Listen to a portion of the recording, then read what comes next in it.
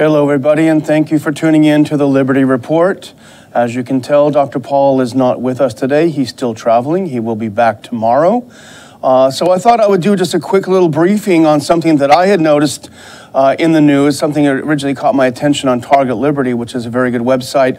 It was a report from NBC News stating that President Trump is considering a serious change in his counterterrorism strategy, and that has to do with the use of drones.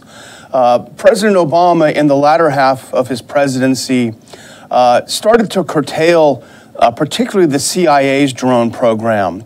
It imposed some standards on the CIA that restricted its ability to use drone strikes in places like Afghanistan and Pakistan. And one of the restrictions placed on it was there had to be near certainty that no civilian casualties would take place as a result of the drone strikes. And so that saw a pretty significant reduction in CIA drone strikes. Early in the spring, when President Trump was coming into office, he made a special designation in Yemen particularly, but also in Syria, that allowed the lifting of some of these restrictions on sort of a temporary ad hoc basis for the CIA to begin using drones in those two theaters of conflict, I think he called them. Now it appears that as he's adjusting his counterterrorism strategy, he's looking to make these changes permanent, to lift the restrictions on the CIA's use of drones, really to make the CIA more of a combatant rather than just a military. So here are a couple of questions that I came up with when thinking about this. Were Obama's rules really that restrictive? If the goal was to reduce civilian casualties, civilians being killed by U.S. military and CIA airstrikes, was Obama really that restrictive? According to the website airwars.org, which is a very, very good resource, very objective resource on simply numbers of casualties, it tracks civilian deaths, among other things. From August 8th, 2014 to September 4th, 2017, between 5,343 and 8,223 civilians were killed by coalition airstrikes in Iraq and Syria alone. Now, there is difficulty coming up with the exact number, of course, but when you're talking about civilian casualties, you're talking about thousands of people, each of whom has family, relatives, loved ones who obviously are not too thrilled about the United States of America. So what Trump is planning to do, according to this NBC News report, is to defer more to the CIA in deciding when and where to use drones. This shouldn't be surprising to people that are following the emerging Trump doctrine. Trump has deferred to the U.S. military on virtually every aspect of the ongoing wars in the Middle East and elsewhere. So giving the CIA more leeway in deciding how to use its drones, of course, that comes with another problem that you don't necessarily have with the military, which is that the CIA does everything in secret.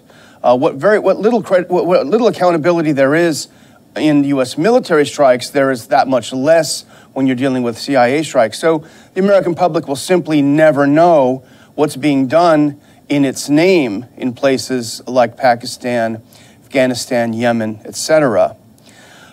So Yemen is something that's come up a lot for the use of drones, and as I said, President Trump has used drone strikes in Yemen.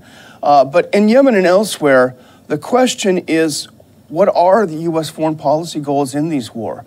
What is the U.S. doing in Yemen? The U.S. is backing up the Saudi invasion of Yemen, attack on Yemen that began in 2015, when part of the population of Yemen overthrew a government that had been put in place and put in a new government. The Saudis didn't like it. The Saudis wanted their puppet in power in Yemen, so they invaded Yemen to overturn this change. So the U.S. essentially is backing the Saudis.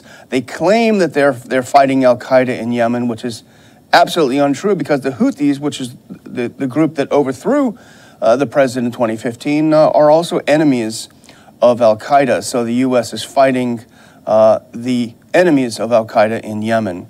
The same is true elsewhere. Look at places like Syria, where we just learned in yesterday's program the U.S. is sending billions and billions of dollars worth of weapons to so-called moderates that turn out to be ISIS and al-Qaeda. So what are we doing there? What is the policy?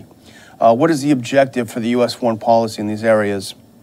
You know, and when you really scratch below the surface, you see how empty it is. They're continuing wars to continue wars.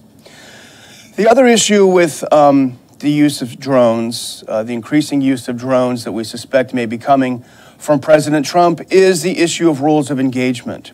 And very controversially, the U.S. has used something called signature strikes to this point in determining what is a legitimate target. A signature strike means that any military-aged male who is on or near a battlefield, which essentially the earth is a battlefield according to U.S. doctrine, is a legitimate target, quote, even if American officials didn't know who they were or if they were actively plotting against the United States. If you happen to be male and of military age in any of the countries the U.S. is concerned over, you are a target. You are a legitimate target for a U.S. drone attack. Which raises the issue of is our drone program creating more terrorists than it's getting rid of, than it's killing? Is it creating more terrorism? Is it creating more incentives for terrorists to emerge from perhaps broken families that have suffered losses, from resentment seething beneath the surface? Imagine the terrorism that comes with having a drone flying overhead, not knowing whether you'll be taken out. So are we creating more terrorists than we are killing?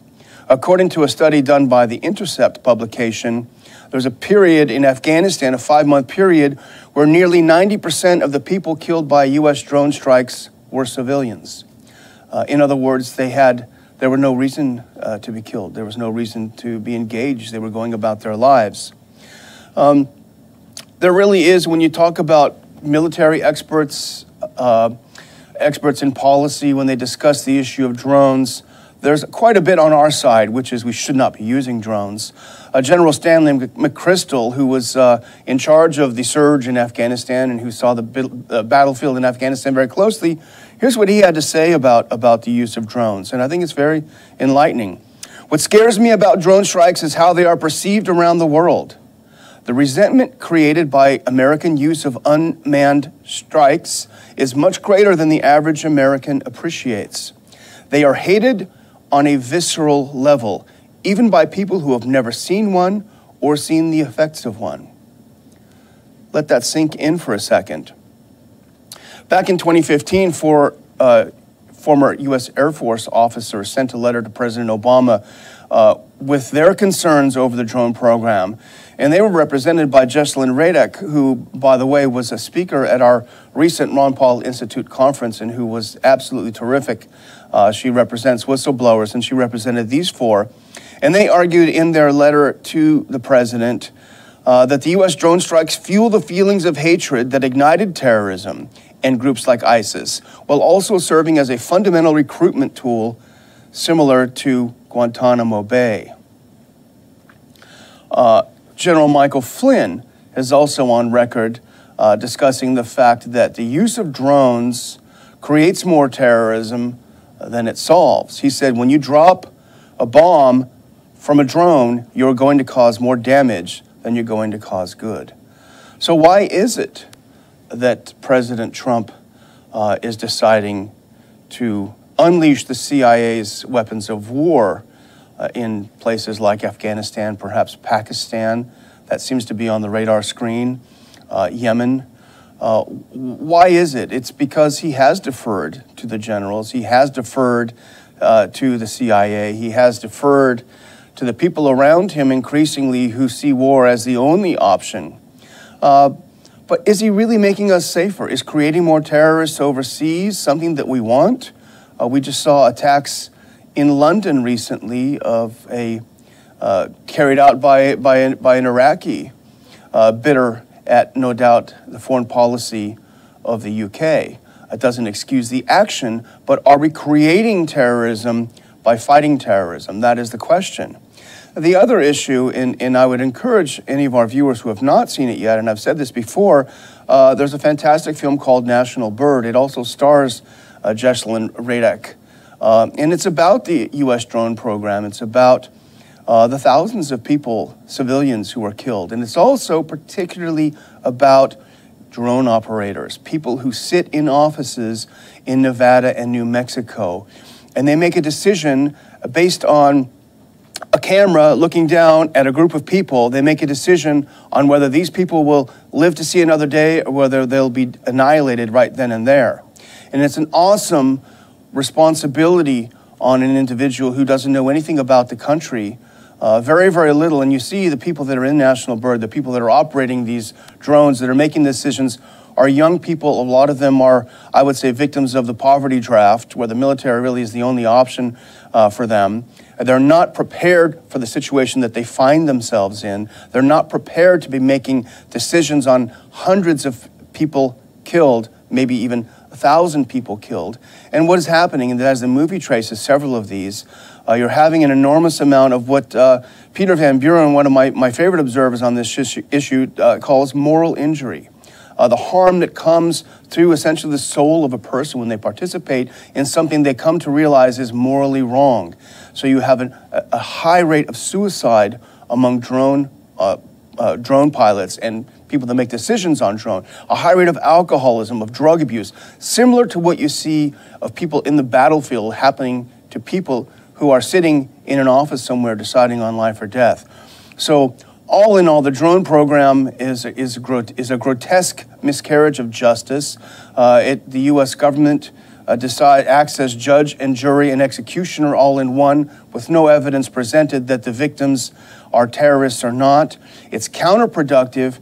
It injures our soldiers, the men and women in uniform. It injures the civilians in the CIA who are involved in carrying out the program. It creates more terrorism than it solves. It will not win wars in places like Yemen, Afghanistan, and Iraq, where the policy itself has no way of winning. The policy of winning is completely impossible to understand. What does winning look like in Afghanistan after 16 years? So adding more drones will not change a bad policy. In fact, it will make a bad policy worse. So let's hope that President Trump somehow has an awakening, a reawakening. Somehow he listens to us saying, if you want to keep us safe, if you want to keep us free, if you want to reduce terrorism, the threat of terrorism around the world, stop droning people, pull the American troops out of these places. In Syria, the problem is becoming solved, and it's not because of our intervention in Syria. It's despite our intervention. We are causing more harm than we're solving. Let's get out. Let's just go home. Let's focus on our country, and let's return to a non-interventionist foreign policy. I want to thank every one of you for watching us, for tuning in to the Liberty Report, for continuing to support the Liberty Report. Please subscribe, tell your friends to subscribe. Let's build our base. Let's build a movement. Let's work toward a more free and prosperous United States. Thank you. Please tune in again.